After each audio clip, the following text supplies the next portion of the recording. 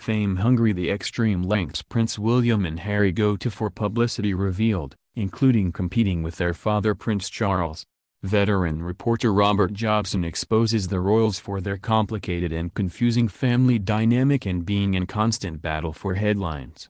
It's not often a humble commoner like me feels any sympathy for Prince Charles, our overindulged and self-important heir to the throne. But a bombshell new book timed to coincide with the future king's 70th birthday paints a picture of a man struggling to deal with his publicity-hungry sons William and Harry's constant bid for their own spotlight. I appreciate this is a narrative that's hard to swallow, given the PR machine constantly operating around the young princes. Selfless Wills and big-hearted Harry, after all, are the shy and retiring young men who hate more than anything appearing in ghastly newspapers like this one. Not quite, according to veteran reporter Robert Jobson, one of the most respected and long-serving members of the royal press pack, who has been particularly close to Prince Charles for many years, even breaking news of his engagement to Camilla in 2005.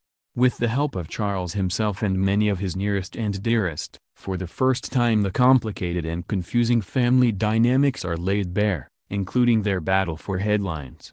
Jobson writes in Charles at 70 that William is extremely competitive with members of his family when it comes to media coverage, although he gives the impression it doesn't concern him. What's more, there are striking recent examples of just how Wills has shown this edge. In January, when Meghan Markle and Harry were dominating press coverage on a visit to Cardiff, William decided to go public with his new buzz-cut hairstyle at another engagement, the book discloses.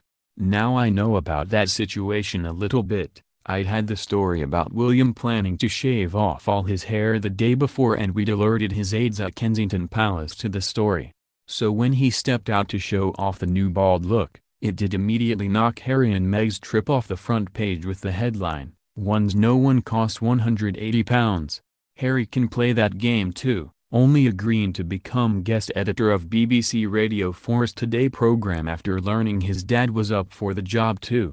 Jobson writes, when his publicity-hungry younger son heard about it, he suddenly revived an earlier interest in doing the gig. Wow. Those stories alone make it clear William and Harry inherited their incredible mum's ability to know how to play the media for maximum sympathetic coverage when she needed it, and to blame them for her woes when it suited her. Neither William nor Harry has shown proper respect to the Prince of Wales and his office, the book also discloses. It was only when the Queen made it clear to William and Harry that their Heads Together mental health campaign had appeared too separate from the rest of the royal family that the princes took note. Comparing William and Harry's mood swings to Princess Diana's, Jobson paints a picture of a father constantly walking on eggshells around his two sons, weary of further rejection. That rejection came when neither son praised Prince Charles' role as a father during a highly emotional documentary made to coincide with the 20th anniversary of Diana's death. That entire period was hugely bruising for Charles, with the public being reminded of the anger they felt towards him and Camilla in the days, weeks and months following the Paris car crash that changed everything. Charles is certainly far from faultless in this picture of inter-family rivalry. He was left sulking back in England in June, having to present a knighthood to Barry Gibb, while William made a historic first visit to the Middle East, including Israel and the Palestinian territories. But Charles' hyper-political stance on the region, including the staunch and emotional opposition to the Iraq War, likely made it impossible for him to make the first visit.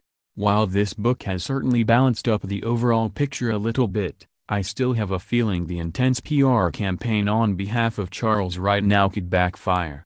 On a yet another primetime BBC One documentary next week, we're presented a story of Charles as a political visionary. Not only did he predict today's over-the-top obsession with single-use plastic, he's seen moaning about how London Mayor Sadiq Khan ignored his suggestion that London's crime troubles can be solved by reintroducing town squares back to neighborhoods.